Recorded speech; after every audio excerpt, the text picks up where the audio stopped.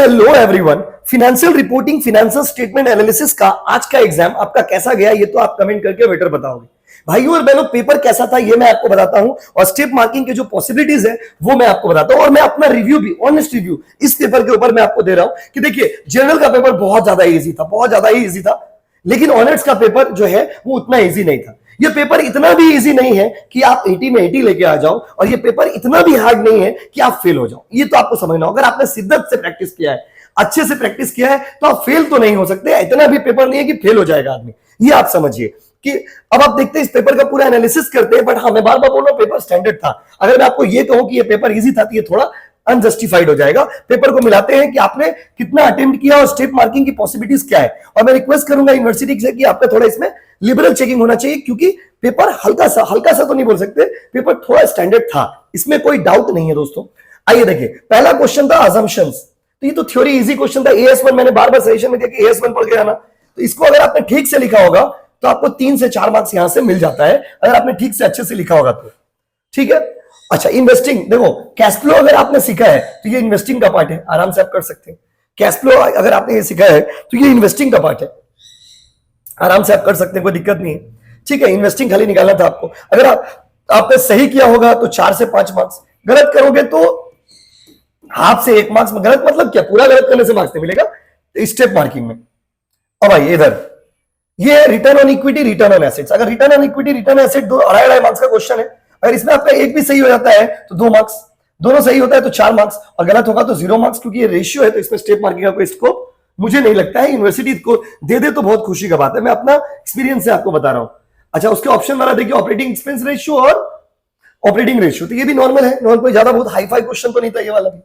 अब आइए इसमें, ये देखिए, ये वाला भी कितना इजी है। ये वाला चार्ट देखिए, ध्यान से देखिएगा।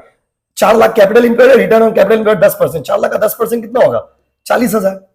और इसको आप 100% ले लीजिए, 20 का 100% ले लिया, आप इसके रिस्पेक्ट में आप निकाल दीजिए। थोड़ा सा तो दिमाग आपको लगाना पड़ेगा। बताइए, क्वेश्चन बहुत ज्यादा हार्ड नहीं था।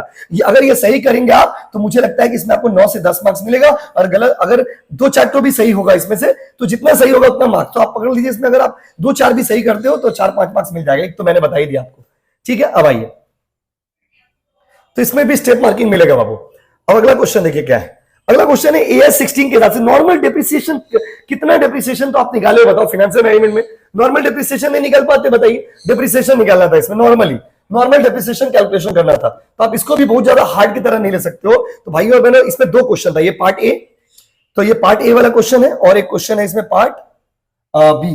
पार्ट बी भी देख लेते हैं, फिर इसका एनालिसिस करते हैं। ये है पार्ट बी। तो ये पार्ट देखिए, इस तरह का क्वेश्चन भी कराया हुआ था माय डियर स्टूडेंट, क्लास में भी देखोगे और सेशन में भी देखोगे। तो 4 और 6 कितने हो गए, 10 मार्क्स का क्वेश्चन है। अगर वो वाला सही होगा तो उसमें 4 मार्क्स मुझे लगता है इजीली आप उठा लोगे। इसमें अगर 1-2 एडजस्टमेंट गलत भी होगा आपका, फिर भी हमको लगता है कि इसमें आपका 3-4 मार्क्स मिल जाएगा। यहाँ भी स्टेप मार्किंग के स्कोप बहुत ज्यादा है।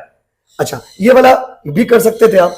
तो हम आपको पहले ही बोले कि पेपर उतना भी हार्ड नहीं है कि आप फेल हो जाओ, बट बार बार बोले पेपर स्टैंडर्ड था, इसमें कोई डाउट नहीं है। अगर मैं ये कहता हूं कि पेपर स्टैंडर्ड नहीं था तो ये कहीं ना कहीं गलत कमेंट हो जाएगा।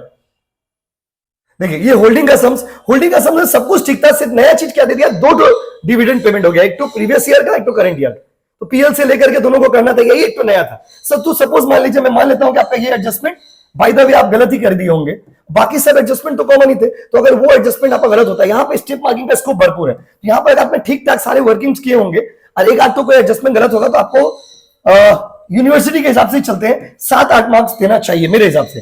यहां पर आपको इजीली 7 से 8 मार्क्स मिल जाएगा। और लास्ट है बाबू, देखिए, लास्ट नहीं है, अगला क्वेश्चन है बाबू, कैश फ्लो बनाने के लिए दिया था। देखिए कैश फ्लो दिया था, उसके ऑप्शन में फंड फ्लो। फंड फ्लो के क्वेश्चन भी इजी थे, कैश फ्लो था तो कैश फ्लो तो ऑलरेडी इजी था, पर कैश फ्लो बहुत इजी था भाई। कैश फ्लो को आप कैसे हार्ड बोल रहे हैं मुझे समझ नहीं आ रहा। कैश फ्लो वाला तो आपका बहुत इजी दिया था, मतलब जो एडजस्टमेंट आप फंड फ्लो में सीखे हो वो सारे एडजस्टमेंट कैश फ्लो में दिया था और कैश फ्लो बनाना था। तो आई होप आप कैश फ्लो बनाए होंगे या फंड फ्लो भी किए होंगे, तो पार्ट में किए होंगे। यहां भी स्टेप मार्किंग का स्कोप है, पूरा सही होगा तब तो भैया यहीं से 5 मार्क्स उठा लोगे, 13 से 14 मार्क्स। अगर पार्ट में भी सही करोगे, ये वाला कौन सा सोर्स है, कौन सा एप्लीकेशन है, तो अगर आपने अच्छे से चैप्टर करा तो आप ये सब आराम से कर सकते हो। तो यहाँ पर अगर आप स्टेप मार्किंग में भी आते हो तो 7 से 8 मार्क्स आपको मिल जाएगा। और लास्ट है ये वाला, देखिए रेशियो भी देखिए इजी था, रेशियो में भी बहुत ज्यादा हार्ड नहीं था, ये नॉर्मल सम्स है। और ये वाला मैं आपको बताना था कि कौन सा रेशियो कब अप्लाई होगा। तो चलिए मान लेते हैं कि आपका इसमें एक पार्ट आपने सही किया, दूसरा पार्ट गलत हो गया, उसमें भी 1-2 सही हुआ, तो इसमें भी आपको 8 से 9 मार्क्स मिल जाएगा। ठीक, खत्म हो गया। तो गाइस आप ये हम आपको बार बार बोल रहे हैं, पेपर बहुत ज्यादा इजी नहीं था, बट इसका मतलब ये नहीं कि पेपर इतना हार्ड था कि आप फेल हो जाएंगे। तो कमेंट करके बताइए कि मेरे हिसाब से आपका पास मार्क्स उठ रहा है कि नहीं उठ रहा। वीडियो अच्छा लगा हो तो शेयर कर दो। Thank you so much. ये सफर बहुत सुहाना था। धन्यवाद दोस्तों।